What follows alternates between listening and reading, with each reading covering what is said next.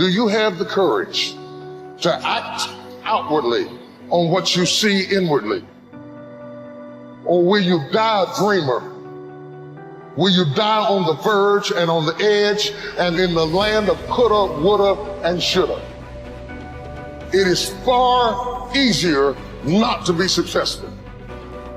If you don't want to make waves, be mediocre. Be normal and fit in. And some of you, there are things you like, you have absolutely no control. You are like a slave to you.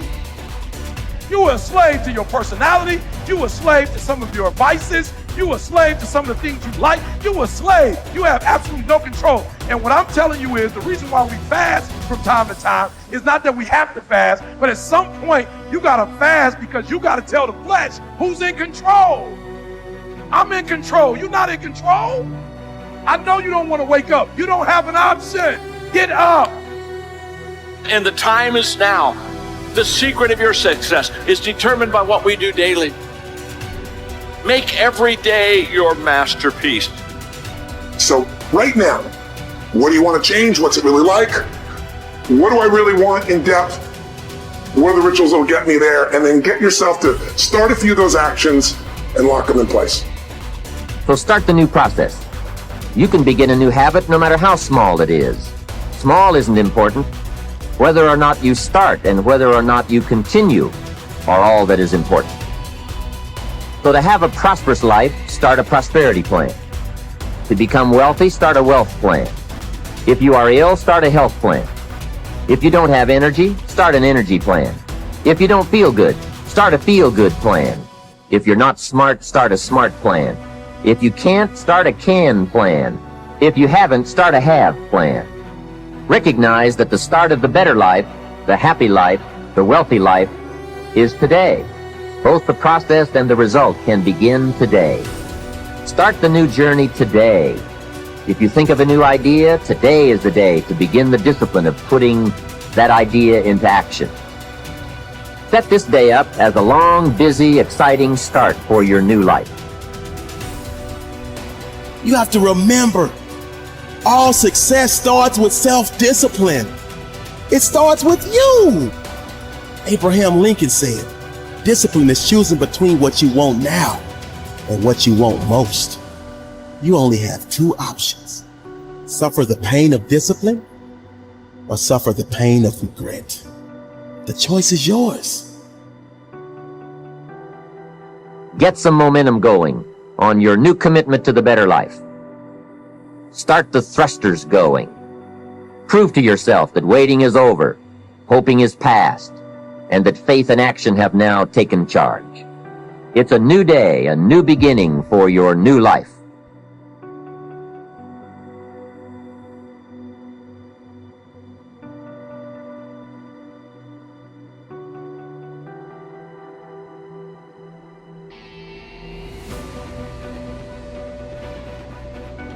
You should use a calendar to structure your days, because if you know what you're doing tomorrow, it decreases your anxiety substantially because you need that kind of structure. You need a pathway. You need to know, you need to have a map, and you need to know where you're located on the map, and you need to know how you're moving forward. And that gives you hope because you're moving towards goals that you regard as worthwhile. And it stops you from being anxious because you're not entirely directionless and lost. And so learning how to manage your time is useful. And you can start with a calendar. You can start with simple things like you can put in, well, when you're likely to go to bed and when you're likely to get up. And regulating that's useful. That should be relatively ritualistically consistent. And finally, a fifth way of being that is new. For me, it has become a way of life. It's called serenity instead of acquisitions. The more you try to acquire, the more you try to get, the more you try to collect in your life and evaluate yourself on the basis of that, the less serenity you're going to have. More is less. It's almost a secret of the universe. Serenity means inner peace. It means that you can find joy in every moment that you have in your life instead of always looking for it. It means that while you are driving along the countryside, and seeing, instead of saying, I'm on my way to this point, that you can open your eyes and see it with new eyes. See the rolling mountains, see the grass, see the deer, see the sky. You can just stop wherever you are in this second, wherever you are, and just look around you, and you can begin to appreciate just your surroundings and your environment. Then you can begin to appreciate the people that are in your life, and even the ones that are negative and that you're having the most difficulty with.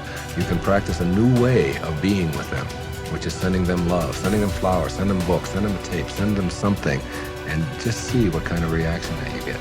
Super emotional health is just an attitude. An attitude is everything.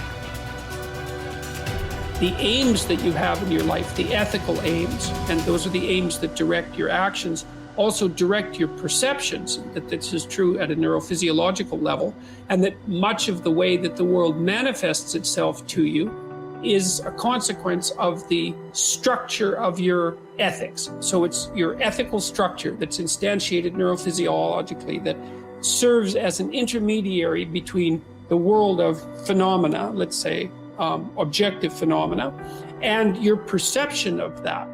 And you see the world through an ethical lens. And what I want to know is why we weren't taught these things growing up. Me too. Tell me. Right? So if they were like, okay, Tony, we're giving you the key to the education system. Yeah. And how would you apply, what teachings would you apply into about finances? Learning about this, how to generate wealth as opposed to trading time for money, but really leveraging it and investing it the right way. What would you start implementing? Well, the first thing you want to teach anybody, a child, a kid, anybody, is that you'll never earn your way to freedom. You just don't. You look around and you see, Kurt Schilling, if you remember from Boston Red Sox, he had $100 million a year. He's broke, bankrupt. I asked Warren Buffett, I said, what made you the wealthiest man in the world? And he smiled and he said, 3 things. He said, living in America, great opportunities, having good genes, so I lived a long time, and he said the last thing is compounded interest. And we all know about compound interest, but I give an example in the book of this guy, Theodore Johnson, worked for UPS, never made more than $14,000 in income in his entire life in a year. And in old age, he was worth $70 million. And how did he do it? All he did was he took a percentage of his income. His percentage was 20%. Now his family said, you can't save any money. But he met a friend who said, if you pretend there's a tax, and the tax just took the money away from you, and you never see it, the money just comes out of your account, goes in an investment account, you'll be financially free. So he was disciplined, he didn't look at it, it happened. $70 million by compounding. So people's mistake is, and kids don't know this, adults don't know this, that you won't earn your way there, but you can compound your way there. What I want to do is say, where do you put that money? That's the trick, right? That's the secret. Well, the first trick is actually doing. Almost nobody does. Right. The second trick is you really have to understand where you're going to get hurt, because the fees. The fees are just destroy people. You have a whole chapter about the fees. I was like, this is incredible. Isn't it wild? It's nuts. Like, we lose so much money just on the fees. Well, just so people have an understanding, 96% of all mutual funds never match the market. They never beat the market.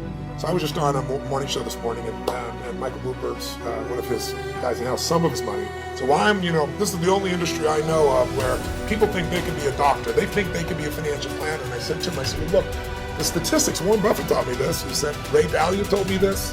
David Swenson, who took Yale from $1 billion to $24 billion in 2 decades. These are people telling me. Right. Nobody beats the market except a couple of unicorns that nobody has access to. And I said, I didn't say you're not one of them, but I said, here's the truth. 96% of mutual funds don't match the market. That means 4% succeed. Now, what are your chances of picking the right mutual fund? People don't know what they're doing. They put their money in a 401k, they pick a mutual fund not knowing what it is. If you play blackjack, and you and I play, and you get 2 face cards, and your inner idiot says, hit me, I want to get 1 chance in a million when you get ace. You have an 8% chance of winning. If you try to get a mutual fund, you got the 4% chance of winning. So what I show people is not only do you not get the result, thinking logically, if I hire someone else to do it, they'll do better than me. But in addition, you pay around 2,000% more than it's worth, meaning you get the same exact product, the same stocks. If you own the index, right? You own a piece of all of America's best companies, say the Vanguard 500 index, 500 top companies, that costs 0.17%, like less than 0.2% versus the average mutual fund is 3.17. Incredible. So compounded over time. But first, just hear that so you understand. It's like the average car sold in America is a Honda Civic. It's $20,000.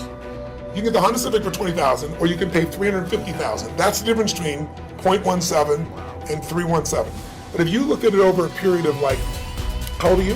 31. 31, okay. So let's assume you and a couple buddies at 35 managed to put aside 100 grand, and you manage not to add any more money, but to grow it at 7% in spite of ups and downs in the market. And you're 65, how much money do you have? Well, if you paid 1% in fees, over those 30 years, your 100 grand became $574,000. Not bad for never adding another dime. Right. If you had 3% in fees, had the same growth, but 3% in fees, you now have $324,000. Almost half as much. $250,000, 77% less money. And you had the same return, it was just the fees. So the world, most people ask them, what are your fees? They have no clue. Right. So I've created a site where people can go, they can type it in, you find exactly what your fees are and what you should be paying. And it's highway robbery. Where in the world would you pay $2,000% more for the same exact product? You can only do it because the financial industry makes things so opaque, so convoluted, and people feel overwhelmed. They don't Hard know to where to look. understand. It's Very like- understand. That's why I try to come in here and go, look, time to become the chess player, not the chess piece. Yeah. Let me teach you so you understand what's going on. It's not that complex. They use all these big words, Yeah. but when you know what's going on, you don't get screwed, and more importantly, you take advantage of the system instead of letting the system take advantage of you.